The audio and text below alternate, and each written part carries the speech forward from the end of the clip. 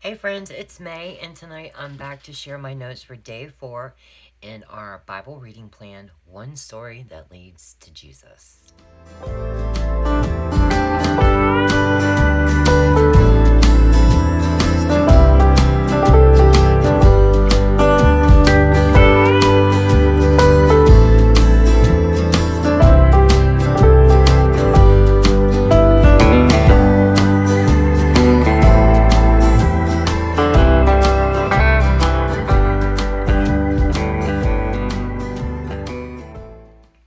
Okay friends, so we are now starting on what I consider the second half of Genesis. We have done the first half of Genesis, which most people, they say, Genesis is broken into 2 sections, Genesis 1 through 11, and we have officially gotten through that part, and we are starting on what is considered the second part of Genesis, which is 12 through 50.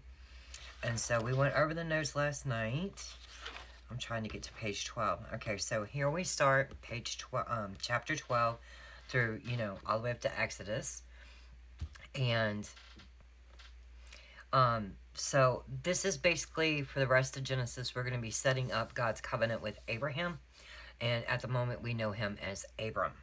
So the reading today was for chapters 12 through 15 in Genesis and chapter 4 in Psalms. So the first chapter here, chapter 12, is the call of Abram. And last night when we finished off, we know that Terah is Abram's dad. And, excuse me, Terah, he got his family all the way to Haran. It's 600 miles closer to Canaan. And they were originally in Ur, which is in southern Iraq. And we knew with a foreshadowing here when we finished up chapter 11 that Sarah and Abraham will be 2 of Israel's most crucial ancestors. And so now we're going to start learning why they are so important. And the chapter here is called the Call of Abram, and I put this chapter basically highlights God's call to Abraham and demonstrates God's initiative in establishing a covenant. So God's call to Abram to leave his country, his people, as well as his father's household is what we're talking about in chapter 12. And can you imagine, you live with your father, you're nomadic people, this is the way of your life, and then the Lord calls you and says, no, I need you to separate, and all of that is over. You are now to come with me. I will show you the way. That is going to give any man anxiety, to be like, I have to do this, and I have to totally trust and have faith in the Lord. And Abram was special because he did exactly that. It says, Abram's immediate response by God's call is one of obedience. Despite uncertainties, Abram departs as the Lord instructed. And this shows and highlights Abraham's faith and trust in the Lord. It just makes you wonder, would you be able to do it if the Lord called you now and said, forget your job, forget your family, do what I'm asking. You take these people with you. I need just like only certain members, and then the rest stay behind. Would you be able to do it? Makes you think. And I put this foreshadows the coming of Christ and the inclusion of Gentiles in God's redemptive plan. Because as we look here in chapter 12, verse 3, it says, I will bless those who bless you, and him who dishonors you I will curse. Now let's remember that when we get to the next part. And in you all the families of the earth shall be blessed. So not just, we know from, a basic understanding of the Bible that from Abraham comes the 12 nations of Israel, the Jewish people, the chosen people. But this statement, and in you all the families of the earth shall be blessed, means it does not have to be just the chosen people. It can be the Gentiles, which is everyone. So it's all a part of God's redemptive plan. We have to remember that the entire Bible is all encompassing. It is all God's plan and all his will. Okay, so there's a famine as Abram journeys to Canaan, and it drives him into Egypt. Okay, so as they're going into Egypt, Um, this part of chapter 12 shows that God's call does not exempt one from trials, but that faith is refined through them. So even though he's following God's direction, let me move this light because it got a little bit of a glare. Even though he's listening to God's call and tell him, you got to go further to Canaan, it doesn't mean that the road is going to be paved with, sparkles and rainbows and gumdrops. It's just not going to happen. There's going to be issues, and this famine was pretty severe. To drive them into Egypt, it had to be that they had to go where there was food because they could not find food on their own. So Abram is really worried when he goes into Egypt because everyone knows Egyptian rulers, it was known at the time that they had many, many wives. And Abram says to his wife Sarah, I know that you are a woman beautiful in appearance, and when the Egyptians see you, they will say, this is his wife. Then they will kill me, but they will let you live. So say you are my sister, that it may go well with me because of you, and that my life may be spared for your sake. And that's exactly what they did. They went in there and they deceived the Pharaoh. The Pharaoh saw that she was very comely, she was very pretty, and he did, in fact, take her for one of his wives. And for her sake, he dealt well with Abram. And he had sheep, oxen, male donkeys, male servants, female donkeys, and camels. Now, I don't know if y'all know the price of livestock these days, especially after Hurricane Helene where I live. Livestock is ridiculously expensive, and I live in an area where we buy livestock like it ain't nothing. And so to be given all of that is going to increase Abram's household and wealth substantially.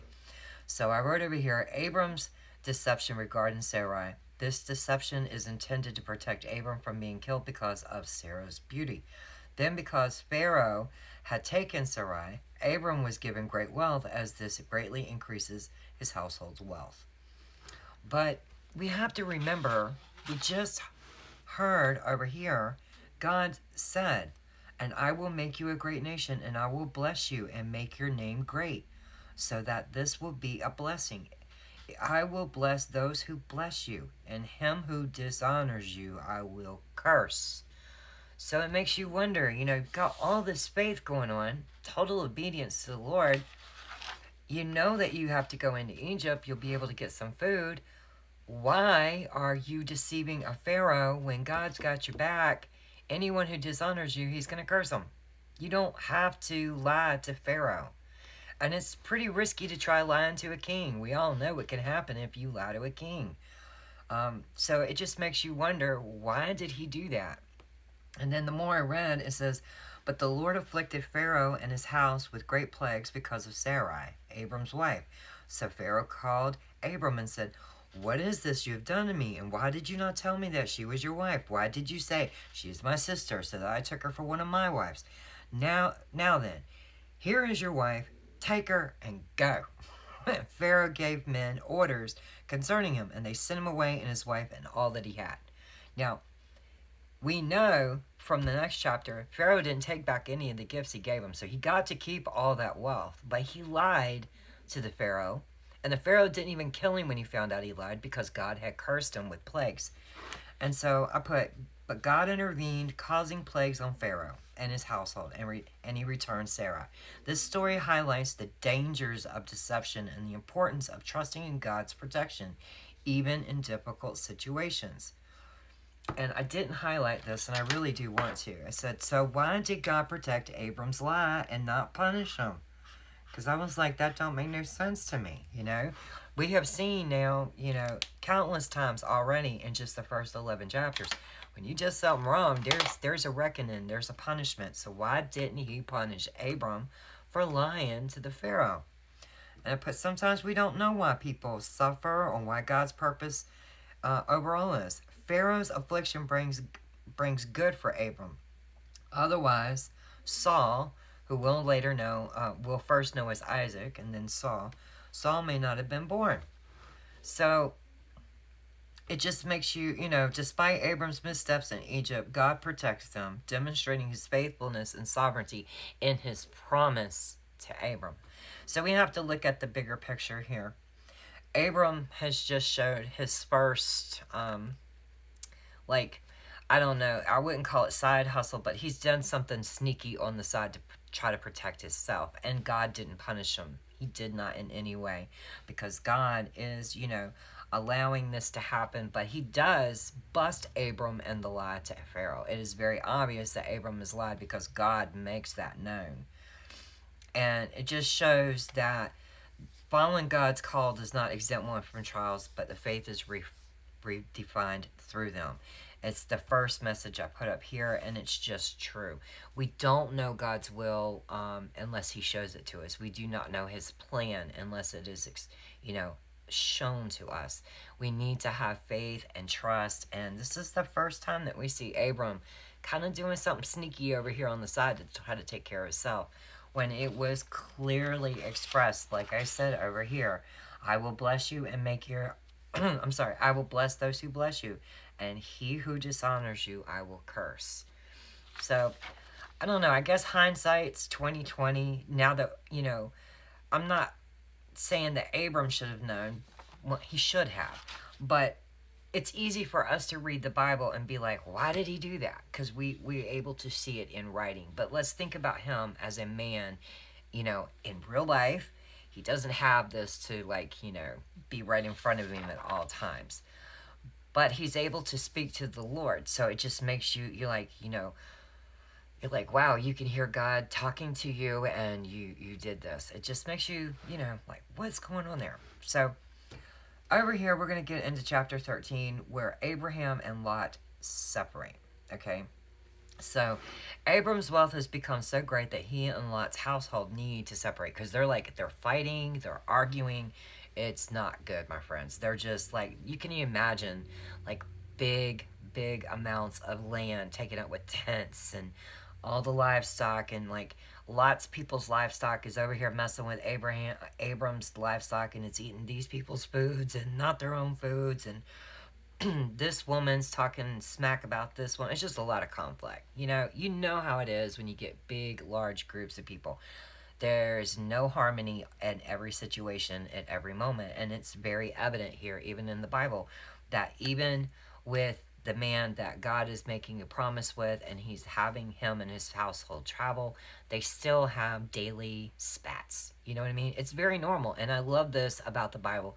The Bible just breaks it down like, these are real people, So a long time ago, when I had first read through Genesis, I didn't really pay chapter 13 a whole lot of attention. I was like, okay, so they're kind of arguing, and they've got a lot of stuff, they acquired a lot of wealth through all their traveling, and especially in Egypt, and it's just best for them to part ways. He lets Lot choose which land. He takes the other land. I thought that was like a wrap. That was the end of it.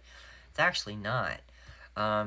And then Abram said to Lot, let there be no strife between you and me, and between your herdsmen and my herdsmen, for we are kinsmen. Is not the whole land before you? Separate yourself from me. If you take the left hand, then I will go right, and if you take the right hand, then I will go left. So Abram's being like, it's all good. You can choose over here, you can choose over there. Whatever you choose, I'll take the other one, and there's going to be no worries.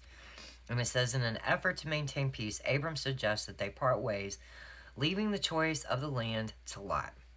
This demonstrates our need to prioritize peace and reconciliation in conflicts, even if it means making personal sacrifices, which is exactly what Abram did. His whole intention here was, I just want peace and no issues between us. We're family. Let's not argue.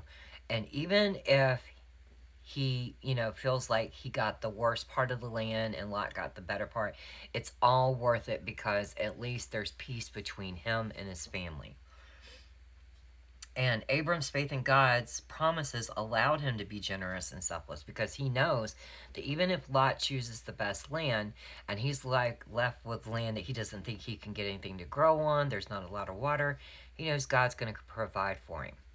And it just really reiterates, why did he get sneaky over here? But, that's just, it comes back up again, believe it or not, it does. So, we'll get to that when it shows up, but it just, he's being very reconciliatory towards his basically it's his nephew, saying choose whatever land you like because I know God's got me, and it's gonna allow me to let you take what you want because He's got my back. And trust that God will provide for your needs when you act in faith, and that's exactly what Abram was doing. And I was like, okay, so what's I started reading, and it says, and Lot lifted his eyes and saw that the Jordan Valley was well watered everywhere, like the garden of the Lord, like the land of Egypt, and in the direction of Zoar. This was before the Lord destroyed Sodom and Gomorrah. So Lot chose for himself all the Jordan Valley, and Lot journeyed east. Thus they separated from each other. And I thought it was like, okay, that's pretty much no worries. But then Abram settled in the land of Canaan, while Lot settled among the cities of the valley and moved his tent as far as Sodom. Now the men of Sodom were wicked, great sinners against the Lord. And the Lord said to Abram, after Lot had separated from him, lift up your eyes and look to the place where you are, northward, westward, eastward, southward. I said that all kinds of wrong. Northward, southward, and eastward and westward. For all the land that you see, I will give to you and your offspring forever. Okay, so I was like, okay, let's stop here. Let's go back. Alright, so I did some commentary reading, and it says that Lot's decision has consequences. His choice was based on personal gain. And the reason I wanted to do more commentary is because before it goes into the Lord's blessing down here about land, it says, he moved his tent as far as Sodom. Now the men of Sodom were wicked, great sinners against the Lord. Usually when the Bible does just a small sentence of foreshadowing, it's got implications, and there's a reason why it needs a little bit of further study and reading in the commentary, or at least in my opinion. And that's when I found this out about Lot. His choice was based on personal gain. Lot chooses the fertile land of the Jordan, settling near the sinful city of Sodom. Lot's choice will lead to a future of troubles because his decision was based on external perspective and gain instead of considering spiritual implications. So whereas Abram's like, I don't care if I get the bad land, I know God's got me. Lot didn't look at it that way. He was like, man, there's a lot of water over there. It's pretty green. We can grow stuff. This will be good. I'm taking that. And so I reflected on this for about an hour today. I was like, so what really is the importance here? Because I wasn't finding what like stood out to me to be like the answer.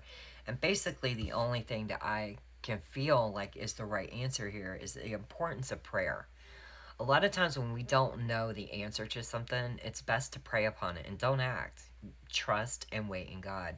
And we clearly see that, Lot didn't even, he was just like, yeah, that's good. That's where we're going. He didn't even think to pray about it and be like, is this the right direction, Lord, for me and my people? He didn't even think to do it. And it's going to lead to consequences for him. So we end up the chapter, let's see, with God renews his promise to Abram, offering him all the land he can see and countless offspring. Abram builds another altar after relocating his tents to the oaks of Mamre of Hebron, and this signifies the importance of regularly returning to places of worship and gratitude, just as Abram did in order to maintain a strong faith and relationship with God. So we have seen several times that Abram has built offerings to the Lord when the Lord has promised him offspring and land and a great name, and he is continuing to just keep giving offerings, to keep giving thanks for this promise that he's not even gotten his hands on yet. You know what I mean? And so there's a significant importance to always trust in God and to always thank God. So we get over here. Whoops, what was the name of chapter 14? Is Abram rescues Lot. So we already know. His decisions already led him to trouble, but how's that happen? How's he get in trouble here?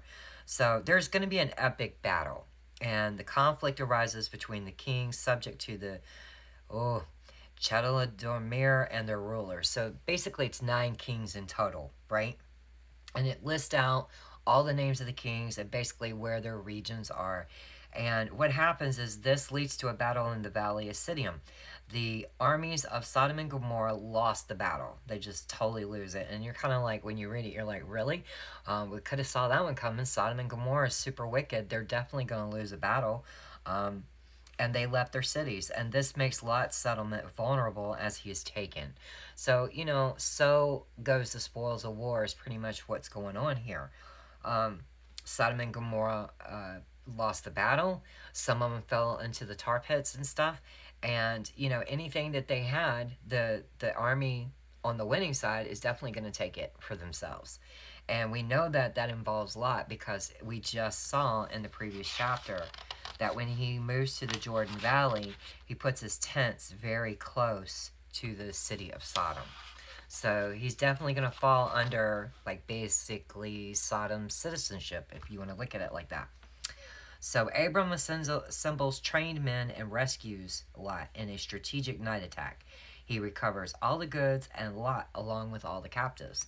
And over here I put Abram's actions remind us to be courageous and to take a stand for what is right even when it involves personal risk.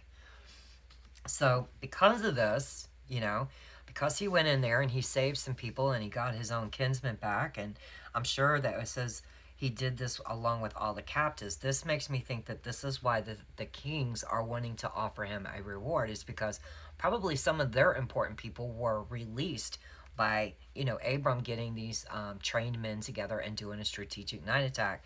He's going in with the sole purpose of, I'm getting my nephew and I'm getting my people out of there. But while he was there, he showed grace and went ahead and let every captive free as well. So it says Melchizedek, king of Salem, which later does become known as Jerusalem. Okay, and he believes in our God too, a priest of the God Most High. This encounter is significant as Melchizedek blesses Abram and receives a tithe from him, foreshadowing the priesthood of Christ. And I was like, well, why is it saying it that way? So it says, be attentive to the people God places in your life as they may be instruments of his blessing and purpose like the king was for Abram. Because at first he's trying to offer him stuff and he's like, nope. And then Abram refuses to accept any reward from the kings of Sodom. This demonstrates his reliance on God rather than worldly wealth, because God's blessing him constantly. He's able to rescue people, he's able to get livestock, he's able to get land, he's definitely eating. It didn't matter if he chose the fertile land or the not so fertile land. It does not matter. God has got him taken care of. And this chapter teaches us the power of faith and divine covenant. Despite his doubts and anxieties, Abram's trust in God's promises paves the way for a future filled with countless descendants and land. And so, like Abram, we should trust in God's provision and not be swayed by worldly offers that compromise our integrity. And the reason why it would compromise his integrity is because he says, and Abram gave him, no. But Abram said to the king of Sodom, I have lifted my hand to the Lord, God Most High, possessor of heaven and earth, that I would not take a thread or a sandal scrap or anything that is yours, lest you should say, I have made Abram rich. I will take nothing but what the young men have eaten, and share of the men who went with me. Let Ner, Eshol, and Mamre take their share. So it's just, he's like, only give us what we are due, nothing else. I want nothing from you. I have sworn to God that I would not take anything from you, and that's the end of it. So basically, I think that this whole situation so far with Abram, from the time he's left his dad, through Egypt, not being punished when he lied, but being outed for it. He's prospering even though Lot took the better land. He's able to recover his kinsmen. Oh my gosh, y'all. I'm sorry about that, guys. We had a power surge there. You gotta love post-Helene effects. Anyway, yeah, it's amazing how much Abram has already went through, and his faith and obedience to God is unwavering, except for that little incident, there in Egypt. So we're going to go over here to God's covenant with Abram. So the Lord promises to make Abram's shield, to be Abram's shield and his reward, when Abram expresses worry about not having kids. Because God's been telling him so far, I'm going to give you all these descendants. Your name's going to be great. You're going to have so many people that are descended from you. And he still doesn't have a child. And he's getting older, you know, and he's getting worried. So the Lord promises that the heir will be his own offspring. Because here he says, "O Lord God, what will you give me? For I continue childless, and the heir of my house is Eliezer of Damascus." And the Lord's like, he's not going to be your heir. Don't worry about it. Your heir will be your own offspring, and as numerous as the stars in the sky. And Abram believes in God's promise, and his faith is acknowledged. He's like, okay, that's all I need to hear. Just need to hear you say it again. You know, basically is what's going on here. And so the Lord tells him with some instruction, following the Lord's instructions, Abram sets up a sacrificial ritual, and Abram sees a smoking fire pot and a flaming torch pass between the pieces. And I was like, wow, that's a little deep there. What's going on with that? Because we haven't, you know, we've heard of them building an altar. We know that Cain and Abel brought offerings. We've heard Abram set up several altars now, but this one's pretty explicit. You know, it says that he needs to have a young calf, he needs to have a ram, he needs to have the lamb, he needs the birds, and, you know, it goes into detail about how Abram splits the portions except for the birds. And then now we see like this flaming, what's it say, flaming fire pot and a smoking fire pot and a flaming torch pass between the pieces. And the Lord is confirming his covenant with his visual sign. That's why it's so important that it's like, you know, it says, okay, so it says, when the sun had gone down and it was dark, behold, a smoking firepot and a flaming torch passed between these pieces. On that day, the Lord made a covenant with Abram, saying, to your offspring I give this land, from the river of Egypt to the great river, the river Euphrates, the land of the Kenites, the Kenizzites, and the Kadmonites, and the Hittites, and the Perizzites, the Rephaim, and the Amorites of the Canaanites, and the Girgashites and the Jebusites. Guys, I'm not good with these, but it's a visual sign when we see the flaming torch passing between the carcasses of the offerings. Okay, so when Abram falls into a deep sleep and a prophecy about the future suffering from the liberation of his descendants is revealed to him, his descendants will be diverse tribes of people, and we all know that that's going to be the 12 nations of Israel. So we see that Abram, you know, he does go to God and be like, you know, I'm a little worried here. You keep promising children, and, you know, this guy, Eliezer of Damascus, he's going to end up being my heir, man, because I don't have any children. And immediately the Lord's like, no worries, I've got you. Here is the promise, and let's do this offering. If you do this, you know, he doesn't tell him if you do this. He tells him you need to do this offering. And he's very explicit about what he wants. And because Abram obeys God and has faith that he needs to do this, the prophecy is revealed in a dream to him.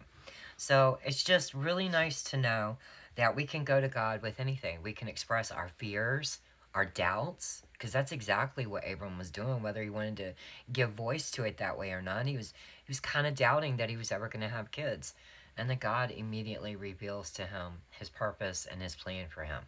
Now, that being said, it's not always instant and immediate, and we all know that. But I do think that it does come back to this note that I had put here just in chapter 13 of the importance of prayer. We need to always have faith. We need to be obedient to God's will and his desires for us. And we need to pray on all of our actions and intentions before we go through with them. So that was the main takeaway that I took from chapter 12 through 15. It may not be what, you know, the main takeaway should have been, but to me it was truly the importance of prayer and to have faith and be obedient to God. So tomorrow we're supposed to read, I believe it's chapter 16 through 18. And so we'll see where that takes us tomorrow. So until I see you guys for another video, y'all have a nice evening. Bye.